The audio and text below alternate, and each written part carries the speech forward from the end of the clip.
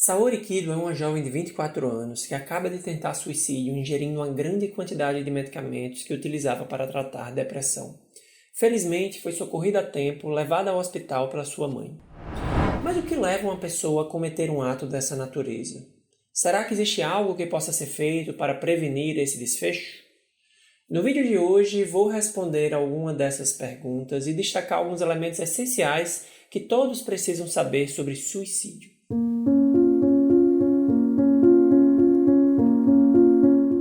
No momento em que publico esse vídeo, estamos finalizando o mês de setembro, que é um mês muito especial para a saúde mental, que é quando acontece a campanha do Setembro Amarelo. É uma campanha que já vem ocorrendo há alguns anos aqui no Brasil, que alerta, que divulga, que chama a atenção da sociedade para a prevenção do suicídio.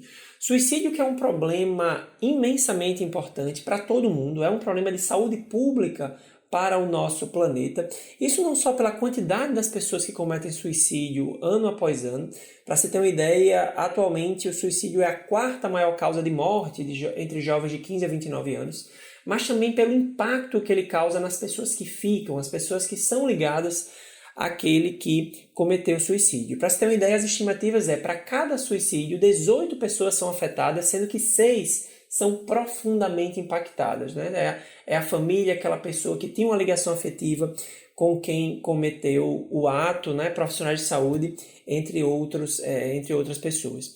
Observem aqui esses dados que de 2000 a 2019, nesse intervalo aí de quase 20 anos, tem acontecido um movimento que chama a nossa atenção, que é as taxas globais de suicídio. Quando a gente leva em consideração o conjunto de países em que tem esse registro, as taxas globais estão em queda de cerca de 38% nesse período. Porém, existe uma exceção. O continente das Américas vem apresentando um aumento, e isso muito puxado pelo Brasil. Vejam só o que está acontecendo com o nosso país. O destaque negativo, até em nível mundial, é o Brasil. O Brasil vem, nesse período de 2000 a 2019, num aumento de 43% nas taxas de suicídio. Nesse primeiro gráfico, vocês vão poder observar que aqui nós temos uma distribuição por região no Brasil, dados de 2010 a 2019. E percebam a tendência de aumento, marcadamente em algumas regiões, como a região sul, tem regiões que ficaram mais ou menos estáveis, mas a taxa global do Brasil vem sim, infelizmente, em aumento. E o que nos chama a atenção quando estamos falando de faixa etária, perceba um aumento muito substancial, que chama a atenção, justamente nessa faixa etária, na linha laranja aqui nós temos de 15 a 19 anos, mas quando a gente leva em consideração a faixa mais ampla, de 15 a 39 anos, é um aumento bem significativo, justamente de suicídio entre jovens. E aí, de certa forma, nós podemos dizer, houve uma época em que colocávamos como fator de risco, em termos de idade, a questão das pessoas mais idosas. De fato, assim, a taxa entre os mais idosos, percebam, esses são dados brasileiros que se repetem em outros países, são de fato mais altas, mas hoje nós percebemos assim, uma tendência de aumento entre jovens, o que nos coloca em um ponto de atenção, até de entender um pouco da dinâmica, porque tem aumentado a taxa de suicídio nessa faixa etária. E aí vamos voltar para a história de Saori, que eu estava descrevendo lá no início do vídeo, para entender alguns conceitos importantes. O que aconteceu com Saori? Ela tentou suicídio ingerindo medicamentos, e no dia seguinte, ela numa conversa já com seu psiquiatra, numa avaliação, ela chegou falando o seguinte: eu tenho direito a tirar minha vida se eu quiser, sou uma pessoa livre para decidir e eu que escolho o que devo fazer com minha vida. Será que Saori tem razão? E a resposta é não, e sem querer entrar nos detalhes, na discussão até política filosófica sobre liberdade, mas aí nós temos um dado muito importante para levar em consideração. Cerca de 98% das pessoas que cometem suicídio têm algum transtorno mental, diagnosticado ou não. Então, o que é que esse dado mostra? Que a grande maioria, ou quase totalidade das pessoas que cometem suicídio, elas estão vivenciando um processo de adoecimento mental e que coloca em xeque a capacidade da pessoa de discernir, de fazer julgamentos e até mesmo de conduzir sua própria vida. Então, sim, nós entendemos bem dessa dinâmica. O suicídio ele é um produto final de um processo de adoecimento. O adoecimento mental ele interfere na forma como a gente julga a realidade. E quando nós estamos falando de transtorno de humor, nós sabemos que o humor influencia muito a forma como nós enxergamos a vida e lidamos com as situações. E aí perceba que se uma pessoa está adoecida e ela está com vontade de tirar sua vida em função dos sintomas, se eu consigo tratar essa doença, esse adoecimento, e a pessoa melhora dos sintomas, a vontade de morrer desaparece. E basta ver os próprios relatos, quem está me assistindo aqui já passou por uma situação de um transtorno depressivo, de uma depressão mais grave, de ter tentado suicídio, sabe o que eu estou falando? Que quando realmente você está no estado, não precisa nem estar 100%, um estado melhorado, essa vontade de morrer ela já desaparece ou já reduz de forma significativa. Porque a vontade de morrer e tirar a sua própria vida, ela está muito relacionada a um processo de adoecimento. E aí, voltando até perguntas que eu fiz no início do vídeo, dentro desse caso de Saori, por que as pessoas cometem suicídio? Essa foi uma das perguntas que eu coloquei. E aí sim, as pessoas cometem suicídio porque elas estão adoecidas. Isso é um fato estatístico, é uma realidade conhecida já há muito tempo. E aí a outra pergunta é, será que tem algo que possamos fazer para prevenir, para evitar esse tipo de desfecho? E a resposta dentro dessa primeira resposta, a resposta a essa segunda pergunta é sim, porque de forma geral, se a gente consegue identificar e tratar transtornos mentais, o impacto disso na redução de suicídios é enorme.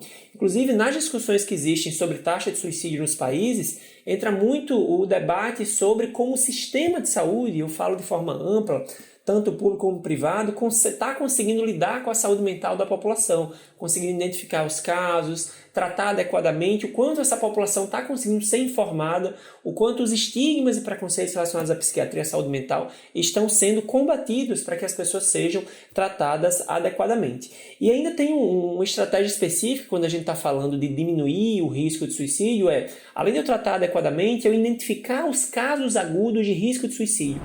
Até dentro mesmo de um tratamento, um paciente que está numa fase de maior risco e eu tomar medidas adequadas. Isso inclui questões farmacológicas, existem remédios específicos que podem ser prescritos para determinados casos em função do risco de suicídio e até mesmo algumas intervenções como a internação. Suicídio, risco aumentado de suicídio é uma indicação clássica para a internação, pensando no quesito segurança. Então, voltando para o caso de Saori, temos uma informação interessante para trabalharmos também aqui um conceito. Saori, algumas semanas antes dela cometer o suicídio, ela vinha dando alguns sinais que de fato estava querendo se matar. Vamos lembrar que Saori é uma paciente que tratava depressão e ela estava numa fase realmente depressiva, estava com sintomas significativos. E ela comentava com sua mãe, às vezes em determinadas conversas, ou quando mesmo estava falando sobre seus problemas, de que não aguentava mais a vida, de que era melhor acabar com tudo, e até mesmo em momentos que ela tinha conflito com essa mãe, ela jogava na cara da mãe, quando eu estiver morta, você vai ter uma dor na consciência. Então, tinha alguns indícios de que os pensamentos suicidas, pensamentos de morte, estavam rondando a cabeça dela, dentro daquele contexto depressivo. Mas um tio de Saori, conversando com a mãe da paciente, tendo de posse dessas informações, fez o seguinte comentário. Quem quer se matar não fica falando, vai lá e faz, né? Quem fala demais em se matar, na verdade, quer apenas chamar a atenção. Essa foi a frase do tio de Saori. Será que ele tem razão? Será que isso está correto? Quem quer se matar realmente vai lá e faz sem avisar? E quem está tentando ou falando em se matar quer apenas chamar a atenção? E a resposta é não. Isso está incorreto, isso é uma das grandes falácias, um dos grandes mitos da depressão. O fato é que a maioria das pessoas que tentam o suicídio, elas dão sim alguns sinais, diretos ou indiretos, no período anterior à tentativa.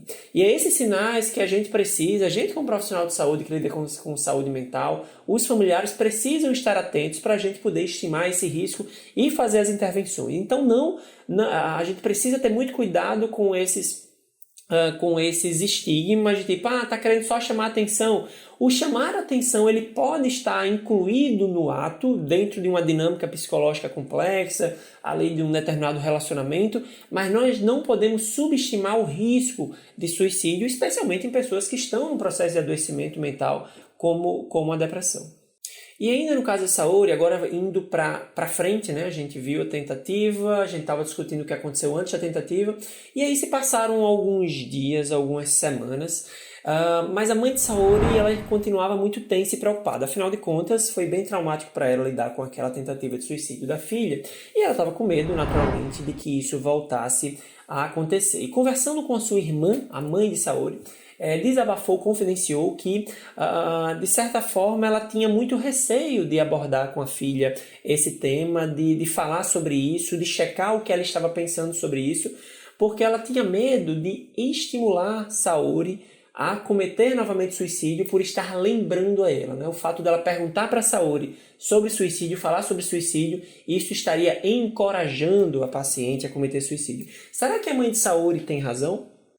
E a resposta é não, ela não tem razão, e essa também é um dos mitos sobre suicídio que ainda são muito comuns, de que falar sobre o tema faz com que a pessoa crie coragem ou comece a pensar sobre isso. E é justamente o contrário. Até já foram feitos estudos sistemáticos sobre isso, de tentar realmente medir o impacto de falar sobre o tema em pessoas que estavam com ideação suicida. E o que nós sabemos, o que temos de evidência é que uma pessoa que está pensando nessa situação de se matar, de tirar sua própria vida, quando ela consegue falar, isso pode dar um alívio para ela, isso pode ajudá-la a organizar um pouco as ideias. Isso vale inclusive para muitas questões psicológicas. Falar sobre o problema ajuda você um pouco a organizar as ideias na cabeça, a organizar os sentimentos. E não falar, nesse caso, pode ser prejudicial, porque não falar não dá a chance, inclusive, de conseguirmos identificar o risco, né? E até trabalhar com a pessoa ações preventivas contra o risco. Então, sim, a gente precisa conseguir falar sobre suicídio. E esse é um princípio que precisa ser aplicado de forma ampla, até em termos de sociedade.